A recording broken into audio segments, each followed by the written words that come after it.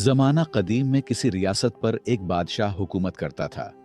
वो बादशाह एक अच्छा और नेक दिल इंसान था, लेकिन ज्यादा अक्लमंद न था। इसीलिए उसे हमेशा होशियार और समझदार लोगों की तलाश रहती थी, ताकि उसकी रियाया बेहतर हो और मुल्क तरक्की करके दुश्मनों को अपना गुलाम बना सके। बादशाह की अपनी मौजूदा रियाया भी उसे कुछ खास कारामद महसूस न होती थी। वो लोग सिर्फ मशवरे देते थे और उसके बदले तनख्वाहें वसूल करते थे, मगर उनके मशवरों में वो तासीर न थी जो बादशाह चाहता था। ये सोच अक्सर उसे बेचैन रखती। एक दिन बादशाह ने इसी उलझन से निजात के लिए अपने दरबारियों के साथ जंगल की सैर का इरादा किया। शायद कुदरत ही उसे किसी जवाब तक ले जाए। बादशाह जंगल पहुंचे और खूब सैर व तफरीह के बाद वापसी का सफर शुरू किया, तो रास्ते में उनकी नजर एक अजीब मंजर पर पड़ी। एक शख्स एक बड़े दरख्त के नीचे बैठा हुआ था और वो खुद से बातें कर रहा था, जो दूर से पागल और अजीब सा लग रहा था। ये देखकर बादशाह रुक गए। उनके दिल में ख्याल आया कि या तो ये शख्स पागल है या फिर गैर मामूली जहानत का मालिक, जो अपनी ही दुनिया में गुम रहता है। तजस्सुस के मारे बादशाह अपने दरबारियों समेत उस शख्स के करीब जा पहुंचे और उससे गुफ्तगू शुरू कर दी। वो शख्स बज़ाहिर आधा पागल लगता था, लेकिन उसकी बातों में एक अजीब कशिश थी। बादशाह ने नरमी से सवाल किया, ऐ नौजवान, क्या तुम पागल हो जो खुद से बातें कर रहे हो? ये पागल बादशाह की पूरी सल्तनत बचाएगी, इस बात का किसी को गुमान तक नहीं था।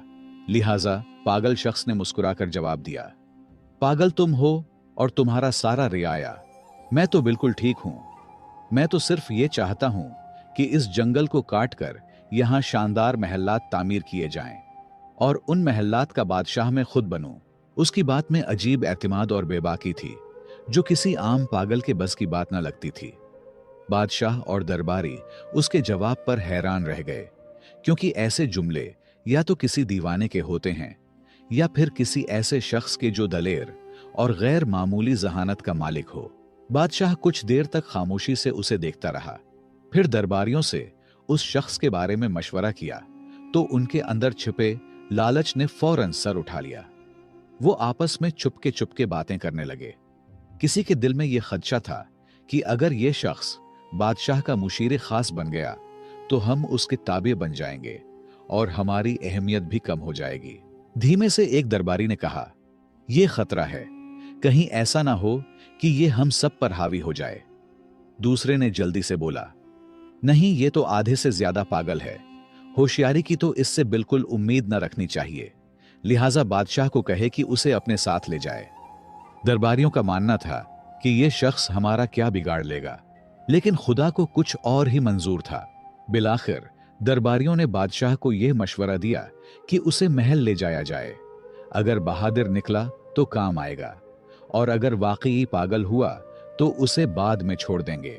बादशाह ने दरबारियों की राय पर अमल करते हुए बिस्मिल्लाह कहा और कुछ दबाव डालकर उस शख्स को अपने साथ चलने पर आमादा कर लिया। मगर रास्ते में अचानक उस शख्स ने घोड़े को दूसरी सिम्मत मोड़ दिया और कोशिश की कि भाग जाए। बादशाह और उसके दरबारी फौरन उसके पीछे लगा दिए।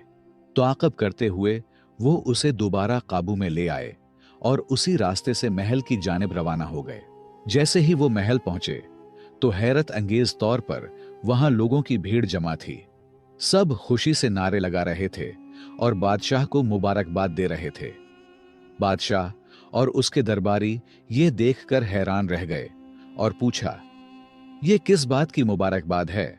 लोगों ने बताया, बादशाह सलामत, जिस रास्ते से आप सैर के लिए गए थे वहां दुश्मन की भारी फौज घात में बैठी थी, जबरदस्त असलहे के साथ। हमें तो यकीन हो गया था कि आप कभी वापस नहीं आएंगे। यह सुनकर सबकी आंखों में हैरत, शुक्र और फिक्र की मिली जुली कैफियत नुमायां थी। लोगों ने फिर खुशी से कहा, बादशाह सलामत, आप तो बहुत होशियार निकले, आपने रास्ता बदल लिया। बादशाह ने खामोशी से उस पागल शख्स की तरफ देखा और दिल में सोचा कि यह शख्स वाकई मामूली नहीं, कुछ खास है। फिर उसने दरबारियों की तरफ मुतवज्जे होकर हुक्म दिया, जल्दी करो, इस शख्स के लिए एक बेहतरीन कुर्सी तैयार करो, आज से ये मेरे साथ रहेगा। दरबारी, जो पहले ही दिल में डरे हुए थे, फौरन बोल पड़े, बादशाह सलामत, ये शख्स तो पागल है, ऐसा ना हो कि आपको नुकसान पहुंचा दे। आपके साथ तो हम जैसे अक्लमंद लोगों को होना चाहिए। मगर बादशाह ने उनकी बात को रद्द करते हुए संजीदगी से कहा, नहीं, ये शख्स तुम सबसे ज्यादा ज़हीन है। चुपचाप होकर हमें खतरनाक दुश्मन से बचाया। ये होता है ज्यादा ज़हीन लोगों की निशानी। अगर ये ना होता तो तुम में से किसी को खबर भी ना होती कि रास्ते में दुश्मन घात लगाए बैठा है। हमारी सलामती इसी की होशियारी की बदौलत है। ये सुनकर पागल मुस्कुराया और फख्र से बादशाह के पहलू में रखी कुर्सी पर बैठ गया। मगर इस लम्हे से महल में एक नया तनाजा जन्म लेने लगा। दरबारी, जो सदियों से नस्ल दर नस्ल उन कुर्सियों पर बैठते आए थे, किसी सूरत ये गवारा न कर सके कि एक अजनबी, और वो भी पागल कहलाने वाला, उनके बराबर आ बैठे। वो दिल ही दिल में जलने लगे और उस शख्स के खिलाफ साजिशों का जाल बनने लगे। लेकिन जिसे अल्लाह ताला इज्जत अता करे, उसे दुनिया की कोई ताकत गिरा नहीं सकता। इज्जत व जिल्लत का इख्तियार सिर्फ उसी के हाथ में है। ये कहानी सुनकर आपका अल्लाह की कुदरत पर यकीन और भी पुख्ता हो जाएगा। अल्लाह बादशाह को गिराकर फकीर बना सकता है और पागल को बादशाह बना सकता है। और जब वो किसी को बुलंद करना चाहे तो दुनिया की सारी साजिशें नाकाम हो जाती हैं। दरबारियों की साजिशें, उनका हसद और मुखालफत उस पागल को इज्जत कैसे देता है, आइए जानते हैं। एक दिन सुबह जब महल में दरबार सजा हुआ था, रियाया के चंद अफराद आगे बढ़े और उस शख्स के पास पहुंचे जिसे सब पागल कहा करते थे। अदब से बोले, भाई साहब, आप पर सलामती हो, हम आपसे कुछ जरूरी बात करना चाहते हैं। रियाया ने बात करते हुए कहा, भाई साहब, आपको हमारे बादशाह के उसूलों और दरबारी आदाब का कुछ अंदाजा नहीं। हम तो बस ये चाहते हैं कि आप किसी गलत फहमी में कोई ऐसा कदम ना उठा लें जिसकी वजह से आपको सजा भुगतनी पड़े। पागल ने हैरत से कहा, क्या मतलब, मुझे सजा मिलेगी? मैंने तो कभी नहीं कहा था कि मुझे यहां महल लाया जाए। यह कैसी मुसीबत है, मुझे वापस ले चलो। उसकी बात सुनते ही रियाया के चेहरे पर एक हल्की सी खुशी की लहर दौड़ गई। उन्हें लगा कि उनकी चाल कामयाब हो रही है, लेकिन बादशाह की डर से उसे डराकर महल से निकाल नहीं सकता, बल्कि नरमी से अपनी बात मनवाने की कोशिश करते हुए बोले, भाई साहब, आपको अंदाजा नहीं है कि अगर आप हमारी बात मानेंगे तो आपको क्या कुछ मिल सकता है। पागल, जो सजा के लफ्ज से वैसे ही खौफजदा था, फौरन घबराकर बोला, ठीक है, बताओ क्या करना है। मौका देखकर एक मुशीर, जो खुद बादशाह का करीबी मुशीर खास था और जिसकी कुर्सी अब उस पागल के जेर कब्जा थी, आगे बढ़ा और मौकारी से बोला, हमारे दरबार की रिवायत है कि दरबार का आगाज तभी होता है जब कोई शख्स बादशाह को थप्पड़ मारे या कोई ऐसा अमल करे जिससे दरबार बेदार हो जाए। पागल, जो अक्ल से बिल्कुल पैदल था, वो फौरन बोला, अरे ये तो कोई बड़ी बात नहीं, थप्पड़ किया, मैं तो बादशाह को लात भी मार सकता हूं। रियाया ने उसकी बेवकूफी पर हंसी छिपाते हुए उसे शाबाशी दी और खुशी से मजीद उकसाया। जब बादशाह कुर्सी पर बैठे तो तुम जाकर उसकी गर्दन पर जोरदार थप्पड़ रसीद करो, फिर देखना बादशाह इतना खुश होगा कि तुम्हें ढेर सारे इनामात से नवाजेगा। पागल ने भूलपन से बात मान ली। जब अगले दिन दरबार लगा और बादशाह तख्त पर बराजमान हुआ तो पागल निहायत सादगी से आगे बढ़ा और एक जोरदार थप्पड़ बादशाह की गर्दन पर दे मारा। इस जोर से बादशाह का ताज दूर जा गिरा, लेकिन जैसे ही ताज जमीन से टकराया, उसके नीचे से एक खतरनाक बिच्छू निकल आया। बादशाह फौरन चौंक कर खड़ा हुआ और उसे यह समझते देर न लगी कि अगर वो ताज सर पर रख लेता तो बिच्छू उसे काट लेता। शुक्रगुजारी से भरे दिल के साथ बादशाह ने पागल को सीने से लगा लिया। बादशाह ने पागल को सीने से लगाते हुए खुशी से कहा, मेरे अजीजों, ये सिर्फ एक शख्स है जो मुझसे सच्ची मोहब्बत रखता है। अगर ये मुझे थप्पड़ न मारता तो आज शायद मेरा आखिरी दिन होता।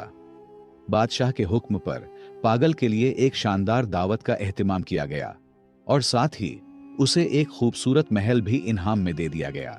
रियाया, जो पहले ही उससे हसद में मुब्तला थे, अब और भी परेशान हो गए। उनके दिलों में खौफ बैठ गया कि अगर यूं ही सिलसिला चलता रहा तो ये पागल उन सब की कुर्सियों का वारिस बन जाएगा। चुनांचा वो आपस में सरगोशियां करने लगे। यार, ये बंदा तो बहुत तेजी से ऊपर जा रहा है, कुछ करना पड़ेगा, वरना हमारी सब इज्जतें और रुतबे खत्म हो जाएंगे। दूसरी तरफ वो आधा पागल दिल ही दिल में सोच रहा था, ये रियाया तो वाकई बड़े सच्चे और हमदर्द लोग हैं। देखो कितना जबरदस्त मशवरा दिया था। खुशी खुशी उसने दिल में फैसला कर लिया कि अब से जो भी ये लोग कहेंगे वही मानूंगा। अगले दिन रियाया दोबारा मशवरा करके उस पागल के महल पहुंचे। वो सब अंदर से तप रहे थे, मगर जाहिरी चेहरों पर मुस्कुराहट सजाए बैठे थे। एक मुशीर ने नरमी से बात शुरू की, भाई साहब, कल की तरकीब कैसी लगी? अगर आप थप्पड़ न मारते तो बादशाह आप पर शक करता और शायद आपको सजा भी हो जाती। पागल, जो अब इत्मीनान से महल में रह रहा था, मुस्कुराकर बोला, हां, बिल्कुल, आप लोग बहुत अच्छे हो, आपकी तरकीब ने मेरी किस्मत बदल दी।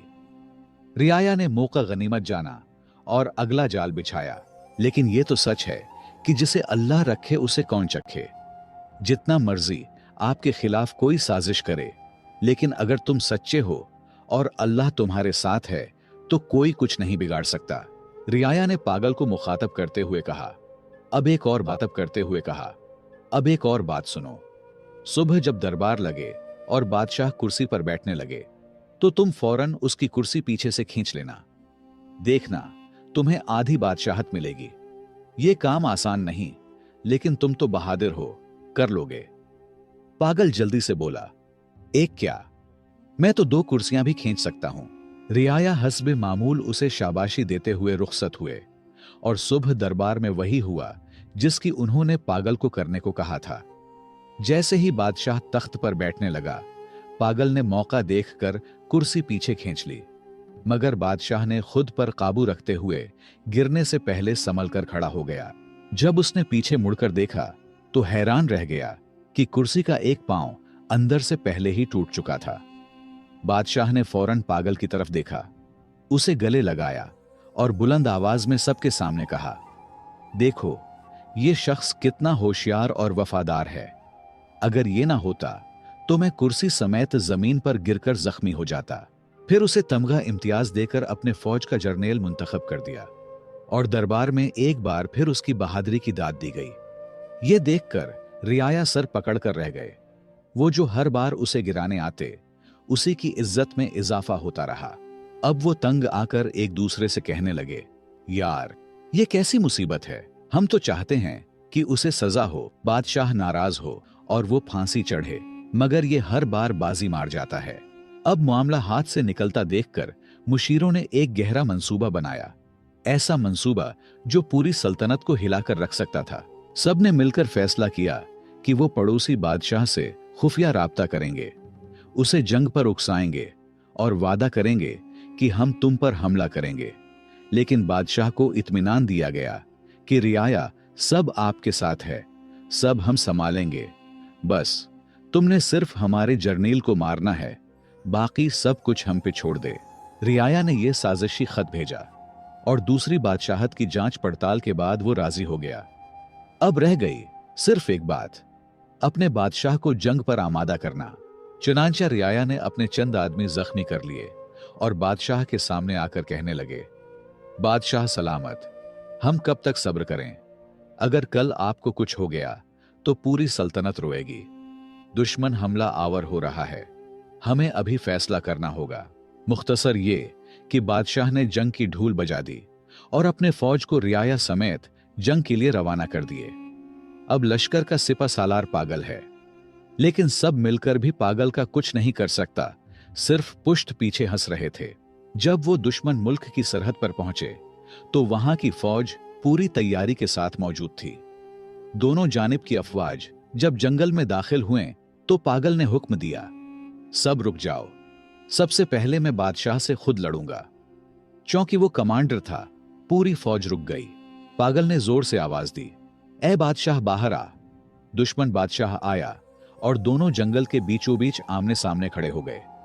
अचानक एक खूंखार शेर झाड़ियों से निकला और दुश्मन बादशाह पर हमला कर दिया।